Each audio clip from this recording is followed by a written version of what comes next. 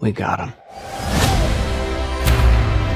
Whoever has this technology can do anything. We gotta save my dad's tech before they destroy the world. Hold it, hold it! These things are warm. Yeah. So hot. You got the winter suit. I mean, first, I guess I gotta say happy birthday to my boy Jesse. You know what I'm saying? Yeah. I gotta ask though, like, is it funner to play the good guy or the bad guy? I know, like, you know, I don't want to spoil it, but you know, some of y'all both sides of this, but I don't know. It's. I think this one was pretty fun, but it's also the project though. It's also like, you know, the directors and writers, what they set up, and it's not like a bad guy. You know what I mean? Like, yeah, I'm not playing like Charlie Manson or something like that. Like I'm you know, playing a guy that's you know, in a movie that's a little bit more energy and not super real. You know, playing a character as well. So, but it was fun. It was fun, and especially like, you know, when I was talking to the kids, the back and forth.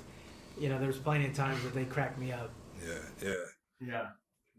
Did you get to go to a school dance? I mean, because I know part of this, these kids go to get the experiences. But did you do the prom and all that stuff? I did. We had in junior high school, went to proms. Yeah, I did go to school dances, and we would have them like at school or like at some other, you know, little house parties. Or I did. Yeah, that was you know, I was a social kid. I was running around getting into trouble, doing things I should not be doing. So I was out there.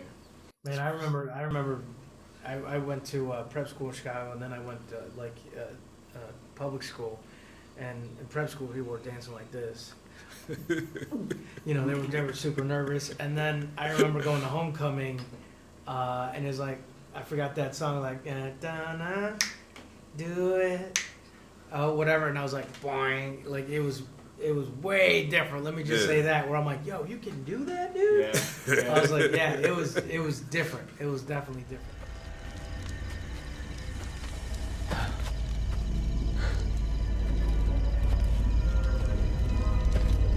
Is that a UAP? What? Unidentified aerial phenomenon. UFO wasn't working for you guys?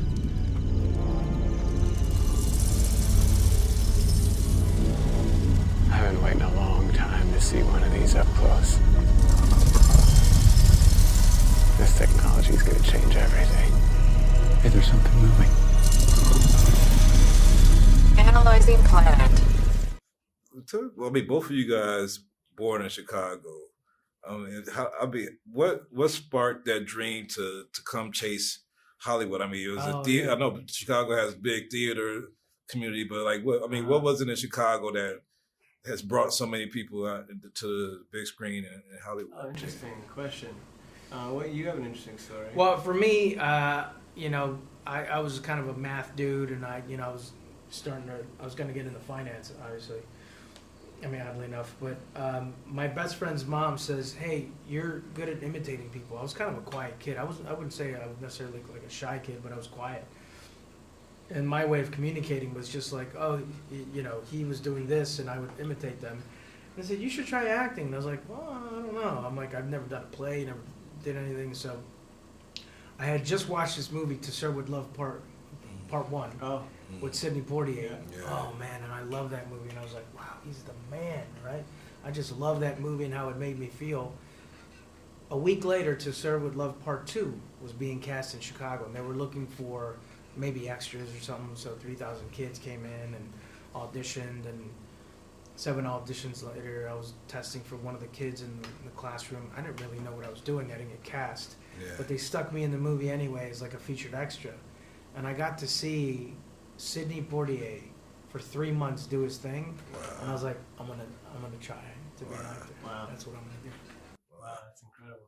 I had no vision of acting or that it was even an attainable job until after college, into my mid to late 20s. But I was in film school. I would love to tell stories, write stories, produce stories. I was a DP, I was a cinematographer. So I was always like around visual storytelling. I knew it was a really important, powerful medium. And then just started putting myself in it. And then started doing commercials, and then went back to teaching high school, and then figured I still had a bug. Like, that was kind of cool. That felt liberating, and there was something. I didn't really know the role that the actor played in the storytelling process. Honestly, I thought everybody else writes it and makes it, and then you just get an actor to do it. But the actor controls so much of what is communicated and can create so much. So that gave me a little bit of bug in my late 20s, and then I decided to try it in New York, and did a tiny bit of theater and Law and Order and the basic, the New York starter kit. Did you do a lot of guest stars? Yeah, I did a few. I did a few guest stars. Yeah. I was all about the guest stars, dude. I did NYPD Blue like 3 times. Wow. 3 different characters. 3 different. Well, man, I appreciate the time always. Always love talking to you guys. Yeah, I can't wait to see. It was a fun movie, so I can't wait to the audience. I can't wait to my kids see it. Actually, Exactly. they can have fun with it. But That's thanks for great. the time, bro. Appreciate you. Dude, thank you so much, man. Good to see you.